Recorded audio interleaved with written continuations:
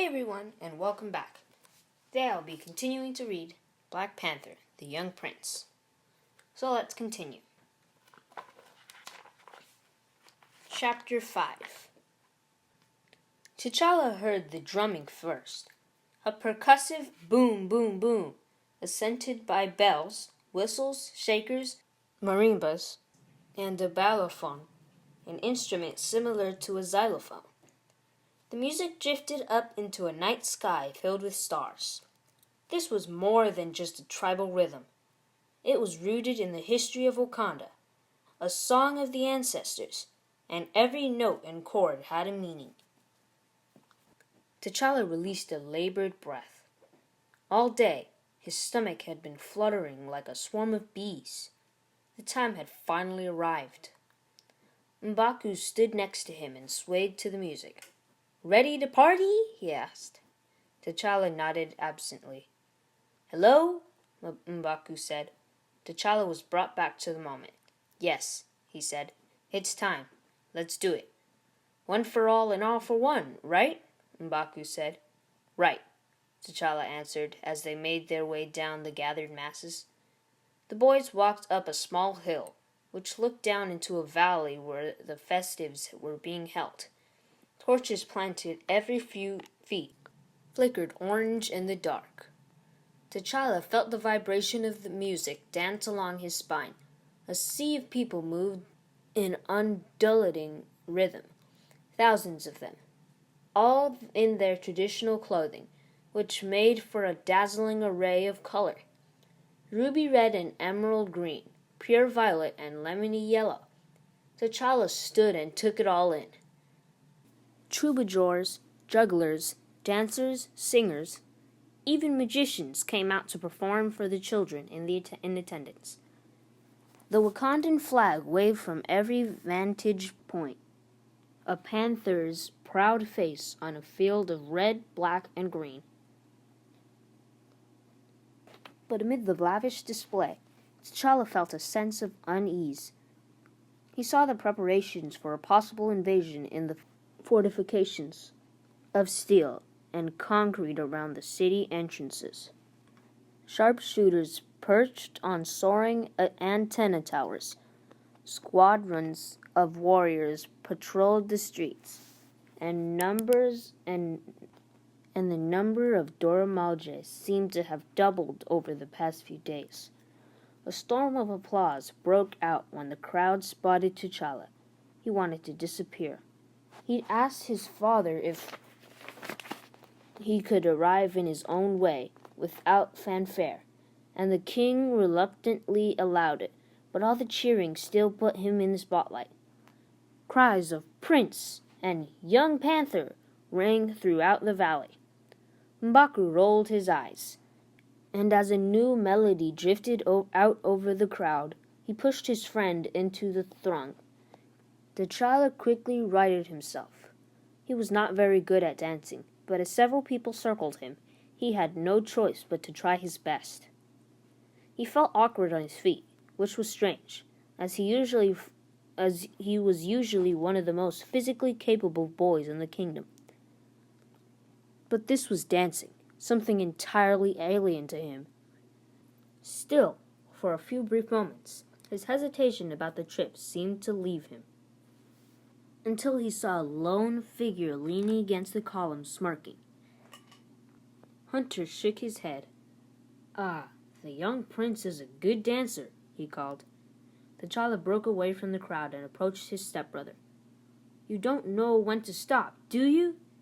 Hunter lifted his arms and gestured at the festives held in T'Challa's honor. "All this is for you, little brother, but you don't deserve it. Kings do not run away." Pinpricks stunned the back of T'Challa's neck. "I'm not running away. I'm only obeying my king." He thought back to what his father had said. A son's duty is to obey his father. Hunter shook his head very slowly, as if in disgust. "Call it what you like, but everyone knows what it really is. You're afraid, T'Challa. Just admit it. You'll feel better once you get it off your chest." Anger welled up inside of T'Challa. He clenched his fists. He was tired of the insults. Hunter stood with his arms crossed. A few of his friends lurked behind him, as if they were his own private security force. "Perhaps you should get back to your dancing," Hunter taunted him. "You know, stick to what you're good at." T'Challa snarled and dropped to a crouch, then spun on his heel, sweeping Hunter's legs out from under him. Hunter shot back up and swung wildly, missing T'Challa by inches, giving the young prince the chance to drive his fist into Hunter's stomach. The music trailed off, and the crowd began to sense the commotion as the boys circled each other. T'Challa blew a breath through his nostrils and charged into Hunter, wrestling him to the ground. They were a tangle of arms and legs, kicking, punching. The crowd grew and began to shout. T'Challa spun out from under Hunter and quickly bounded to his feet. Hunter rose just as fast, ready for another strike. "Enough!" T'Challa froze. There was only one voice that strong, and T'Challa knew who it belonged to. He watched his father, the king of Wakanda, rise from his seat. He stood between two Panther statues and crossed his arms. Silence fell immediately. Then, with a simple wave of his hand, the king called for the music to begin again. T'Challa and Hunter approached their father without having to be called, as if they were still children. Both boys were winded, their breaths coming in short bursts. The king looked at his sons with smoldering eyes. "You are too old for this," he said. "I will have no more of it. Do you understand?" "He insulted me," T'Challa spat out. The king raised his hand, and T'Challa bit back his anger. "Apologize to Hunter, T'Challa," the king demanded. T'Challa couldn't believe it. "I didn't even start it!" A muscle along the hard edge of the king's jaw twitched. T'Challa sighed, then turned and offered his hand. "I'm sorry," he said curtly. The king looked to Hunter. "You are not blood, but you are bound by family. Apologize to your brother, Hunter." Hunter looked as if he wanted to strangle T'Challa, but instead reached out a hand with fake sincerity. "Sorry, little brother. I was wrong. Please accept my apology." T'Challa grasped his hand, and, as much as he wanted to crush it, gave it a firm grip instead. "Apology accepted," he said. "Now," the king said, "this is supposed to be a celebration. I want you both to enjoy the rest of the night. No more fighting. Understood? You must put on a good face for our people." The boys traded venomous glances and turned to leave. "T'Challa," the king said. T'Challa returned around, and his father nodded to a seat at his table, overflowing with food. Hunter gave one more withering glance and disappeared into the crowd. The Dora Milaje stood close by, like statues, but ones that could spring to life in an instant. The Black Panther sat down, and T'Challa joined him. For a long moment, the king only stared at his son. "What happened?" he finally asked. T'Challa wanted to put it behind him, but the words fell from his mouth too quickly. "He says I'm a coward, that I'm running away to hide. He says that I should stay and fight." He lowered his head and studied his hands. The king nodded. "Many men will try to battle you with words, T'Challa, but you cannot sway a man from his duty." T'Challa sighed. His father always spoke in riddles. "So I should just ignore him then?" "A wise man would," the king answered. "You have a strong will and mind, but Hunter is rash. He doesn't think ahead. That is why you will be king someday." Hearing his father speak, T'Challa was reminded of his destiny. He was going to be king of Wakanda one day. He had to act like it. "I will try my best, father," he said. The music was in full swing again, and the crowd was back to dancing and celebrating. "I have some things for your trip," the king said. lightening the moment. He reached down to the side of his seat and pulled out a black box encrusted with gemstones. It clicked open on silent hinges. Here are several things you will need if you are ever in an emergency. T'Challa peered inside the velvet-lined box. At first he didn't see anything, but after a moment, something seemed to shimmer like black mercury, with hints of silver running throughout it. Only one thing looks like that, he thought, but it can't be. He wasn't ready. His father reached in and pulled out a length of fabric that unfurled like a black wave. T'Challa's eyes widened. It was a suit, just like his father's, the suit of the Black Panther. The king noticed his son's surprise. It was made by a team of my most brilliant scientists. It doesn't have all the properties of the one I wear, but still, it will protect you in an emergency. But I thought the suit was only to be worn by the ruling Black Panther, T'Challa said in amazement. What about the heart-shaped herb? Will I take that with me also?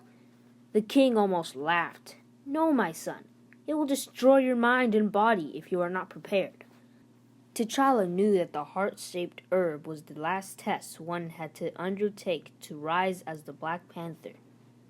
After several daunting tasks, the juices from the herb were applied to the candidate's body, giving him superhuman strength, extrasensory skills, and the endurance to take on any foe. That day will come, his father explained. But for now, I think we can make an exception, yes? T'Chaka handed the suit to his son. The young prince took it reverently. The material was black and supple, stronger than leather and softer than silk. It is lined with vibranium, T'Chaka said, and will protect you from many dangers. T'Challa felt hypnotized by the suit.